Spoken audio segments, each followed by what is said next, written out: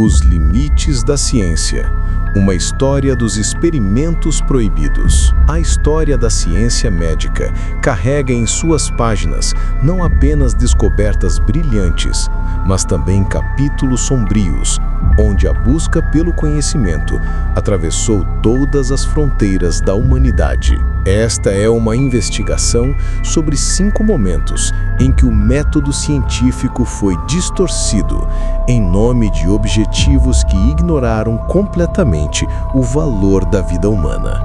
Alexandria, o nascimento da anatomia através do terror. No século IV a.C., a cidade de Alexandria emergia como o centro intelectual do mundo antigo. Ali, sob o patronato dos Ptolomeus, 2 médicos gregos transformariam para sempre o entendimento do corpo humano, mas a um custo impensável. Herófilo e Erasístrato receberam permissão para realizar algo nunca antes autorizado: dissecar corpos humanos. Porém, os registros históricos revelam que eles foram além dos cadáveres. Criminosos condenados foram entregues aos médicos ainda vivos, sem qualquer forma de anestesia que não existia naquela época. Os procedimentos eram meticulosos e cruéis. Os médicos abriam o abdômen para observar órgãos funcionando em tempo real. Dissecavam olhos enquanto as vítimas ainda podiam ver. Cortavam nervos motores intencionalmente para estudar como a paralisia se manifestava nos membros. Cada grito, cada espasmo era considerado uma oportunidade de aprendizado. Através desse terror sistematizado, Herófilo mapeou o sistema nervoso e distinguiu nervos motores de sensoriais. Erasístrato descreveu o funcionamento do coração e dos vasos sanguíneos. A anatomia moderna nasceu manchada de sangue inocente, estabelecendo um precedente perturbador. Até onde a ciência poderia ir em nome do conhecimento? Manchúria, a fábrica de horrores. Mais de 2000 anos depois, entre 1935 e 1945, o Império Japonês construiu na Manchúria ocupada uma instalação que transformaria seres humanos em objetos de experimentação em escala industrial. A Unidade 731 operava sob o comando de médicos e cientistas japoneses, com o objetivo oficial de desenvolver armas biológicas. As vítimas, principalmente chineses e russos capturados, eram chamadas de maruta, que significa toras de madeira. A desumanização começava pela linguagem. Dentro dos laboratórios, essas toras eram submetidas a experimentos que desafiavam qualquer conceito de piedade. Prisioneiros eram privados de comida e água até os limites extremos da resistência humana. Outros eram colocados em câmaras de baixa pressão até seus olhos saltarem das órbitas. Alguns recebiam injeções de sangue de cavalos para observar reações de incompatibilidade. Médicos drenavam todo o sangue de pessoas conscientes, cronometrando o processo da morte. Havia casos de desidratação forçada até a mumificação completa do corpo ainda vivo. Mulheres eram engravidadas à força para que doenças pudessem ser testadas em fetos em diferentes estágios de desenvolvimento. Vivissecções, cirurgias em pessoas vivas e conscientes, eram rotineiras. Quando a guerra terminou em 1945, todos os prisioneiros sobreviventes foram executados para eliminar testemunhas. O epílogo foi talvez ainda mais perturbador.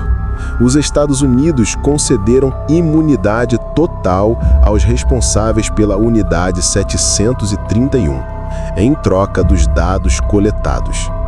O conhecimento, construído sobre montanhas de corpos, nunca resultou em julgamento. Guatemala, a traição da confiança. Em 1946, enquanto o mundo processava os horrores revelados em Nuremberg, o Serviço de Saúde Pública dos Estados Unidos iniciou secretamente um experimento na Guatemala que duraria até 1948. Mais de 5.500 guatemaltecos foram envolvidos no projeto, mas 1.300 deles foram deliberadamente infectados com sífilis e gonorreia. Os métodos eram brutais. Profissionais do sexo eram infectadas e enviadas a prisioneiros. Soldados eram expostos através de feridas abertas. Pacientes psiquiátricos recebiam as bactérias diretamente em seus corpos. Uma paciente, conhecida apenas como Berta, tornou-se símbolo da crueldade do experimento. Ela foi reinfectada múltiplas vezes, seu corpo transformado em laboratório vivo. Berta morreu durante o estudo, uma entre muitas vítimas. O mais trágico, nenhum dado médico útil foi produzido. As infecções foram realizadas, os sofrimentos documentados, mas nenhuma descoberta científica significativa emergiu daquele projeto. Foi sofrimento sem propósito, traição sem ganho. Os venenos de Moscou. Paralelamente, desde 1921, a União Soviética operava um programa ainda mais sombrio. O laboratório Câmara funcionava como centro de pesquisa de venenos do Serviço Secreto Soviético, escondido nas profundezas do sistema Gulag. Prisioneiros políticos eram selecionados como cobaias. Recebiam o que lhes diziam ser medicamentos, mas eram, na verdade, compostos letais em teste. O objetivo era claro: desenvolver um veneno perfeito, incolor, insípido, inodoro e completamente indetectável em autópsias. Após anos de experimentação em humanos, os cientistas soviéticos desenvolveram o composto C2. A substância causava fraqueza rápida e progressiva, levando à morte em aproximadamente 15 minutos, sem deixar vestígios identificáveis. O veneno perfeito havia sido criado sobre pilhas de cadáveres anônimos. O atol do esquecimento.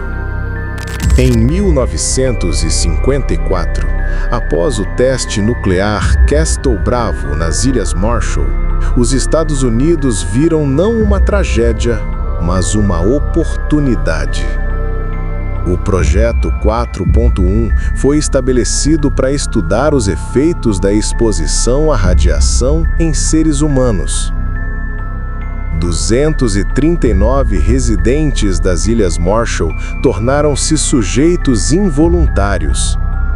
Os sinais apareceram rapidamente: cabelos caindo em tufos, queimaduras na pele e náuseas constantes. Mas os efeitos de longo prazo foram devastadores.